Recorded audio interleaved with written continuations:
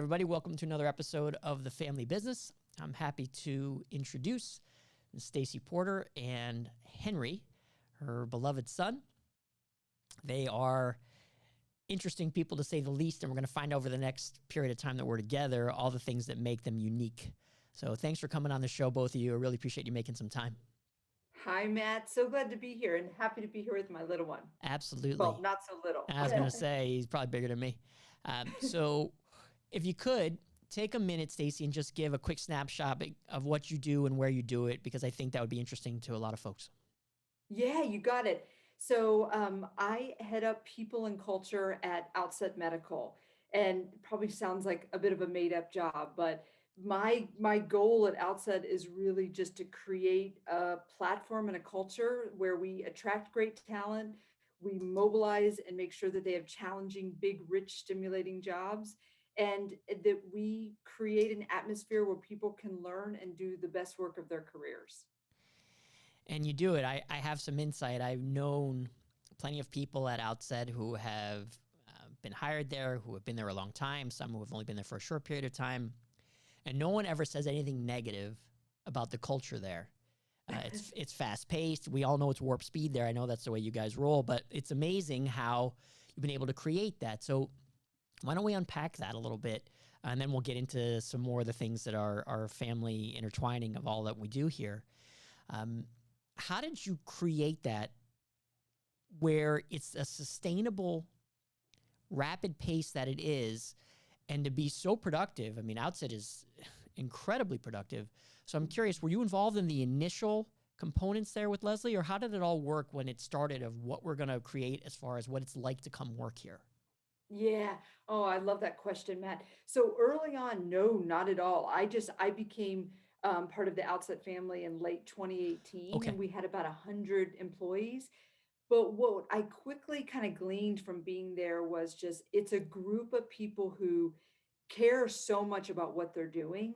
They have jobs that are kind of big and interesting, and they just roll up their sleeves and they get to work. So, what we wanted to do when I joined was continue to hire that way. And so I think one of the things that we really focused on was attracting people who were like-minded. Now, interestingly, we have a really diverse group of people, but they share a couple of qualities. One is they're deep in a craft, but they still like to work in teams. And sometimes when you're an expert in something, you don't want to work in a team anymore. So we have these kind of wonderful contributors that are deeply vertical, but also work really well in collaborative spaces. I think the other thing is it's just like everybody's humble. There's just a real sense of that there's a shared kind of collective mission that people sign up against. And then I think the last thing, Matt, is that you can make a problem your business. So if you want to move around the organization, say, hey, I think I can contribute to that, there just are not impediments. So it's a place where hierarchy really doesn't exist. I always say that ego is at the floor and intelligence is at the ceiling. And it's a group of people where you say, hey, I can contribute to this. And then you jump in and start getting to work. That's incredibly well said. Henry, I think your mom knows what she's doing. Definitely. Yeah. I would agree with that. Yeah, you think so, eh? So here's a question for you, Henry. What's it like when your mom travels and she leaves town? Parties at your house? You do your homework? What happens there? I don't know. I mean, usually when she leaves, it's just normal, except she's not here. Like, I'll have dinner with my dad, and my dad will either just be like, focused on work, and I might just have like my math book open, and I'll be like just doing some homework. It's not really different from anything, Right. but except it just feels kind of weird because mom's like the light of the conversation. She's like the only reason we actually talk at the dinner table, because like if it was just me and my dad, then like there would be no conversation, because like both me and my dad, we have like a thing where we just kind of go quiet and keep to ourselves when we have like our own opinions. So it definitely looks way different without my mom. So I think, yeah, I would definitely rather have her here. But with business trips, it's still kind of nice. It's funny you ever should get say a- that. I'm not making you do chores, right? Yeah, that's true. I don't have to take out the garbage. This is true. I have the opposite situation. When my wife travels, my son never stops talking, not even for a moment. it is constantly where he'll just go, all right, talk to me. I want to name the most wide receivers or quarterbacks in the NFL, or he wants to name all the places we've gone or the restaurants we've been to, and there's never any quiet. So what we're going to do, Henry, is we're going to switch. You're going to come to my house, and I'm going to send my son there to talk to your dad, because I would love to just eat without having to have an hour and a half long conversation. The choices that you've made in your career, I mean, you've worked for some substantial companies as far as successful products and successful ventures. How much of those decisions were made with family in mind, or were you fortunate enough that family was an easier part of the decision? Oh, I love that. Well, interestingly, Henry played a pretty big role when I went to Outset. So I told the family, I said I was considering this move, and Hen, do you remember what you said about Intuitive and Outset? No, but what did I say though? You said, Mom, why would you leave Intuitive? You get to work on all parts of the body, and Oh, now you're just yeah. interested in the kidneys? I don't know. I just thought in Outset. Well, I mean, Intuitive. Sorry, was better. I don't know. Well, you were interested in the robot. You thought that was pretty cool. It was cool. It was like being in virtual reality, and you could like grab the rubber bands. That was like so awesome. I love that. That was very cool. But there's someone at the door. Oh, All right, go Henry, ahead and check take it. care. Matt, I think one of the things that helped me with the decision was just having family involved. Yeah. Because, we're a small kind of motley crew. And I think what's important for us is to make sure that we can keep the family life we want and not have that imbalanced by things that would happen in my career or my husband's career.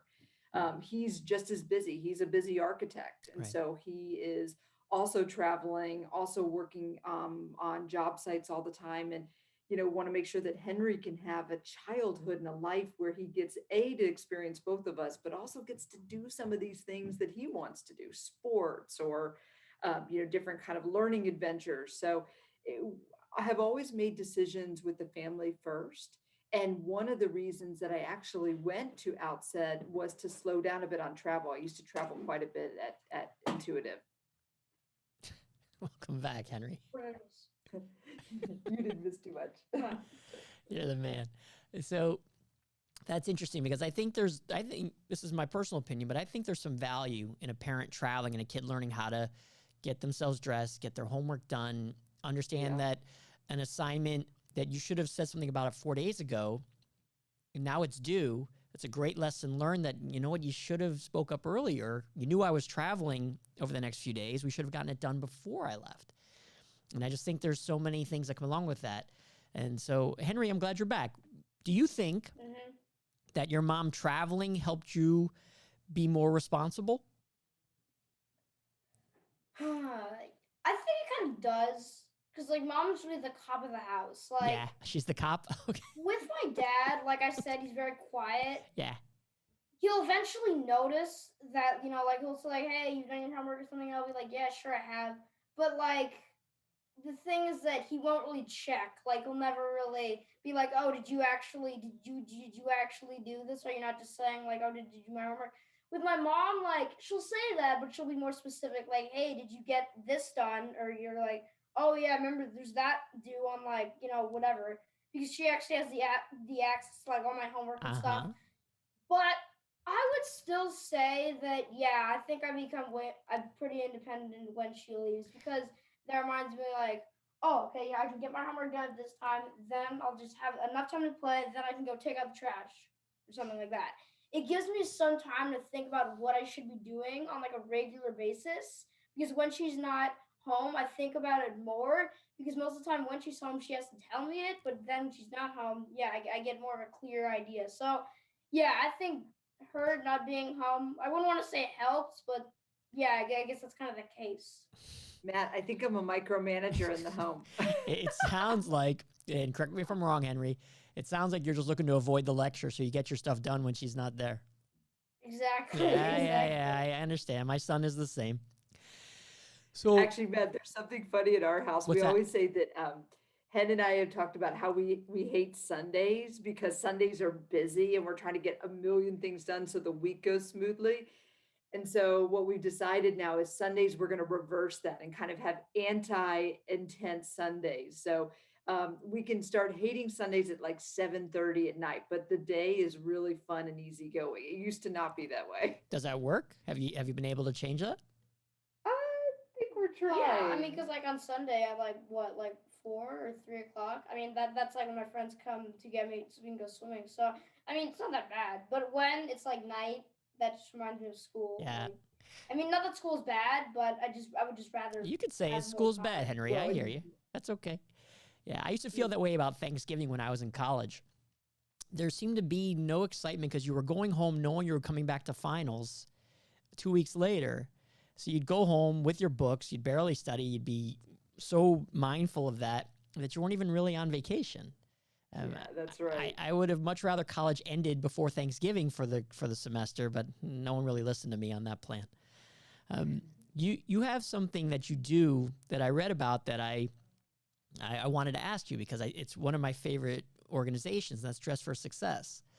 And I don't know how involved you are in that or not, but I'd love to hear about your work there because I just think there's something noble about helping somebody to get a job. Obviously, it's what I do, but to go that extent to make sure somebody dressed enough to be confident to do what they need to do to get that job is truly out of the ordinary. Is that something that you do a lot of? I am involved with that organization, and I learned about it from a colleague of mine at VMware. So when I was at VMware, I had this incredible mentor. Her name was Marianne, and she got really, really involved with Dress for Success. So kind of got me involved as well, just by talking about her work there. And I think one of the key things for me, Matt, is when you feel great, the ability to be understood or to make yourself heard or to share your enthusiasm, you just see people kind of they get kind of fires in their eyes. So the a jacket that's cut well, that fits you well, or having somebody kind of help you with your hair going into an interview, there's just a different version of yourself that shows up. And so for me, I think that organization is incredible. I often, when I have chances to donate to Dress for Success, I like to do it on behalf of women that I know who I think are incredible in what they do. And so I think of like, my mom was a math teacher and always was just amazing about making sure that math was practical. I think of mentors that I've had organizationally. Leslie Trigg is a perfect example. She's our CEO at Outset, and she just has this belief in people that gives you wings in an organization. It unleashes you. And so if I can be involved with an organization that gives people the tools to show up in kind of this brave version of themselves all day long, I'm going to participate. Yeah, it's funny. My parents have been in retail all their life, clothing, owned their own stores for a little while, worked for other people for a little while, but it was always the same. And I always got the vibe that they looked at us somewhat in envy because my brother went to law school, my sister is well educated. I have 3 degrees. We're very school-oriented people, but they weren't. They didn't go to school. And I always try to tell them as an adult now, because of what I do, how important their jobs were. I said, because of you, somebody felt great going to work that day or going to the presentation that day. And my mom got involved with Dress for Success a bit, and I've always marveled at the importance of that.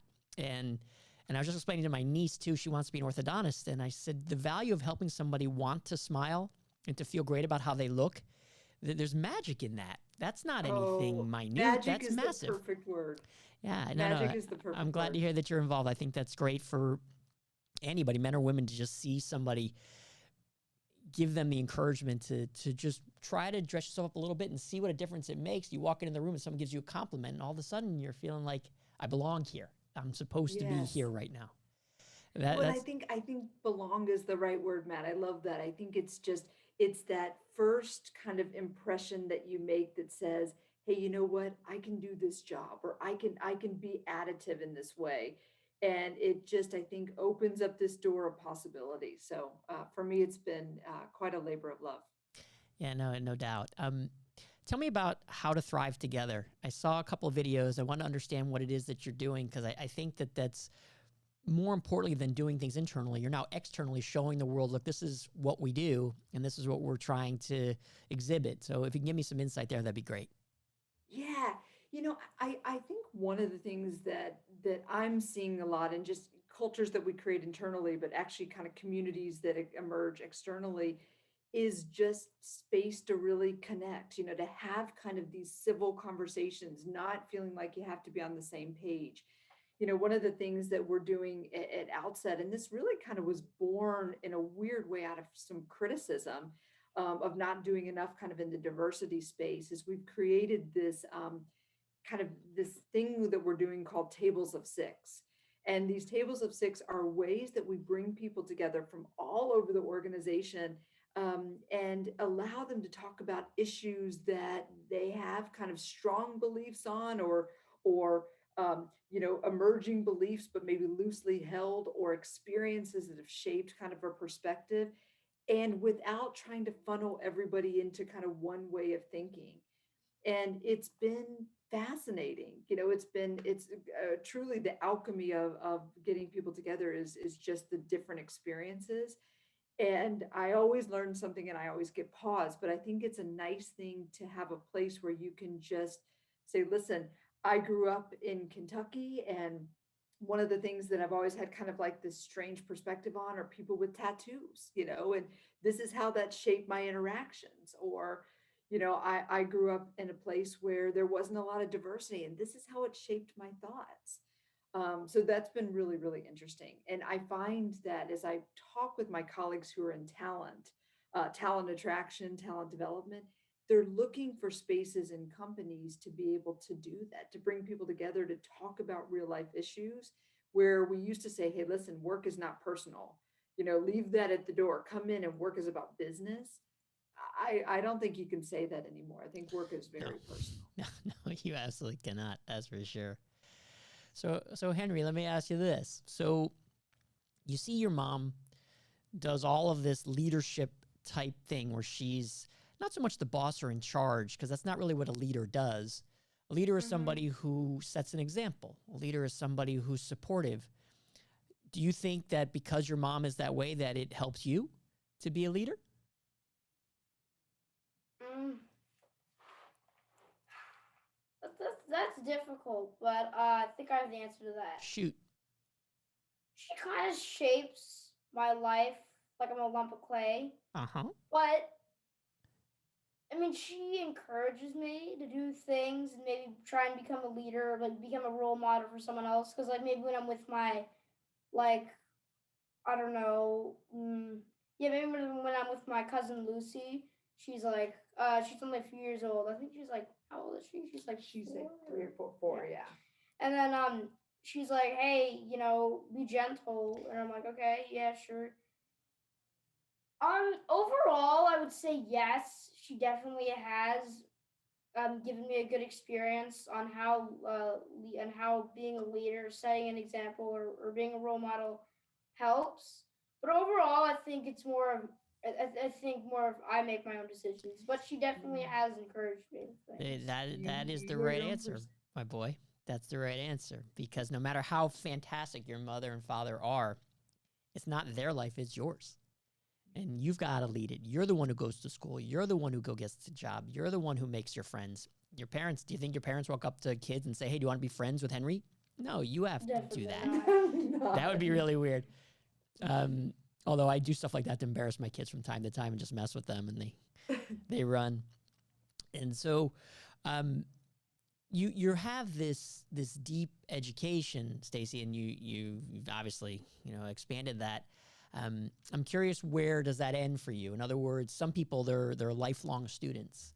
I'm curious about you. Do you have this kind of feeling of you don't know enough, or with your education you've had quite a bit, are you in good shape that way? Oh my gosh, Matt, I love this. So every single day I feel uncomfortable in my job. I think it's like two parts. One is exhilaration and one is exhaustion, because I'm doing so many things for the first time. In fact, I laugh with some of my colleagues. I'm like, is it normal if I have to like Google parts of my job to say like, how do I actually do this? So I am learning kind of every minute on the job. I think that I'm also just curious by nature. So I'm a big reader. I am always kind of reading about, building better cultures. I'm reading about, kind of mysteries and historical fiction. I'm reading about cooking and creating kind of a beautiful atmosphere, and kind of dinner parties. I'm kind of just a curious person, and I Awesome. think Henry gets that, and we certainly have that in my husband. He is kind of this like amazing absorber of so many different kind of like thought lines and information channels. But no, never done, always a student. And it's funny, I feel like in a day at work there may be a meeting where I'm kind of acting as kind of like a teacher or like facilitating the meeting, and then I'm a student, and then I'm a teacher, and then I'm a student, so always going back and forth. Yeah, I'm the same. You and I have about the same level of education, and I I can't stop. It's a bit of an obsession. But I always say the same thing. I'm like, how do you possibly know enough? I don't know enough. I'm never going to know enough. But there is one thing that I think that you probably have to learn a lot about quickly is about social media. And in your world, you're responsible for culture. You're responsible for what happens with the way it feels to work there. And I'm curious what you guys do as far as policies, because I know Intuitive Surgical does not really allow much social media about their technology really anywhere. That's right. And so how do you juggle that? Because social media is everywhere. I mean, every person, probably Henry's age and above, is on some kind of Instagram, Twitter, Facebook, Snapchat. And I'm curious, how do you institute policy without being overbearing on something that's so pervasive? Well, you know what, Matt, that's such a good question because it's very tricky, right? I think one of my kind of values with social media, the first is to give people a realistic preview of what our company is like. So that means showing some of the rituals we engage in, talking about some of the initiatives that we have going on, sharing some of our successes, sharing some of our learnings, but giving people a sense for what it's like to work at Outset. And I think one concrete example that I think companies really kind of vacillate on is what kind of relationship they want to have with their future talent. And so I'll give you an example. Glassdoor is something that employers either love or they hate. Yeah, But one of the I'm not things in that the I love think, category, just so yeah, you know. well, one of the things that I think we made a conscious decision about at Outset, and this was really a conversation Leslie and I had even before I joined, was what's the relationship we have with Glassdoor? And I said, we respond. If somebody writes a review that gives us pause about something we're doing in our culture, we respond. If somebody says something on Glassdoor that is not indicative of our culture, we respond. So one of the things I think that we've really kind of taken a firm stance on is having a perspective about responses and reviews we get about our culture. And one example, Matt, was really eye-opening for us. We had somebody who actually had a bad interview experience. The interviewer was late. They didn't remember the candidate's name, and the whole conversation was around people that they knew in common. So I said, wait a second, guys, this is important. If we have guests in our house and we are not giving a great experience, we've got to look at ourselves first. So wrote this kind of manifesto to the organization about guests in our home, which are kind of future employees potentially. And we really changed our practices around interviewing because of it. So that one Glassdoor review gave us a lot of pause. Yeah, it's difficult. I have class. Go ahead, Henry. Henry, good meeting you, bud. Okay, see you guys. Dig that kid. Glassdoor is a slippery slope. Yes. You gotta be careful because you don't want to overreact to one person. It's like on Yelp, if one person hated your steak at your restaurant, it doesn't mean your steak's bad. That one person, for whatever reason, either doesn't like steak or doesn't like it well done or doesn't like it rare or whatever the case may be. Or some people just like to complain. And so I'm glad to hear that you don't overreact to it, but you listen because you should each time. It just shouldn't become policy because one person, out of hundreds says, they weren't very nice. Well, that doesn't mean they're not very nice. It means you didn't have that great of an experience that day for whatever the reason. That's right. Yeah, it's tough. Like, do you have any kind of policy about Instagram and people churning out content about the company? Because obviously Outset has a consumer component to it. There's a patient component. It's not just to the physicians.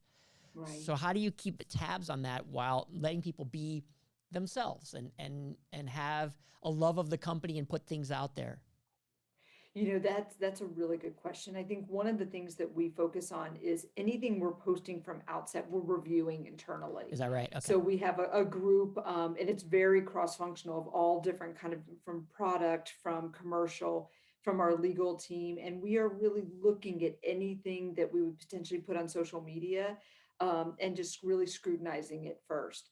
We do want to have a relationship though in social media. We want to be able to talk about our product and the traction that it's getting. We want to be able to talk about our culture and some of the things that we're learning and experimenting and trying. And so we do temper it, certainly by having kind of that internal group, make sure it's aligned with our values. And we do have a dialogue that's external. So here's the last one. I'll throw you. I wouldn't call it a softball, but I am curious because after listening to you speak, you're incredibly well-spoken. You're just one of the more articulate people that I've met in a long time. You haven't fumbled or had trouble coming up with a word or a sentence the entire time we've been talking.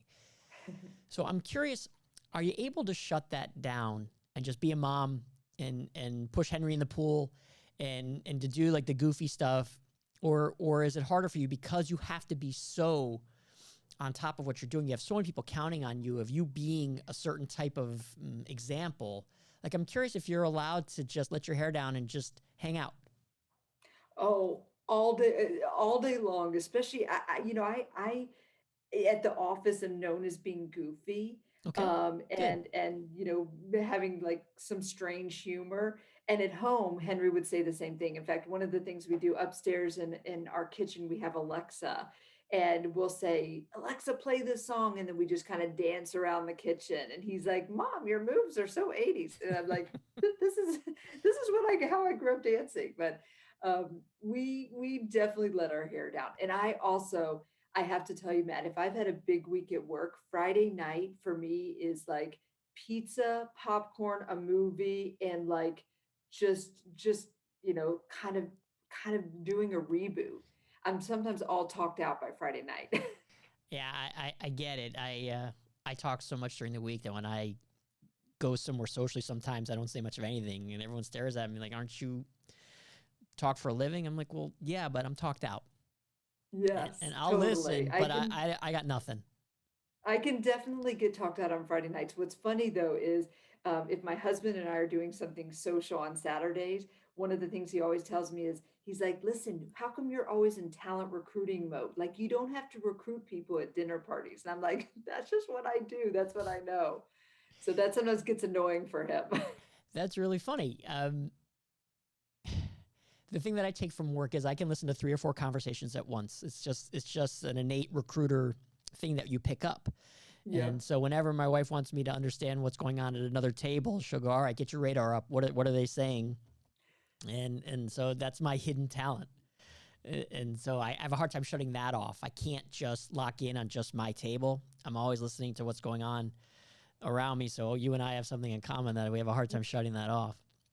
I can always imagine people at Outset. So I meet somebody and I'm like, you would be amazing at Outset. That's awesome. Well, look, you've been every bit as interesting as I expected. And I can't thank you enough for making some time. And it was great to meet Henry. He is an extraordinary kid in just a short amount of time. How many 11-year-olds are that articulate? I don't know. But I don't know that many. I love, Matt, that he said I mold him like a lump of clay. I'm gonna have to ponder that. Nah, that kid's a keeper. Well, thanks so much for joining us on The Family Business, where family's what binds us. This has been Stacey Porter. Please get to know her. She is somebody you definitely want to learn from. Stacey, thanks so much for making some time. Matt, I loved it. I so appreciate you having me. Awesome. All the best. We'll be in touch for sure. Okay. Take care.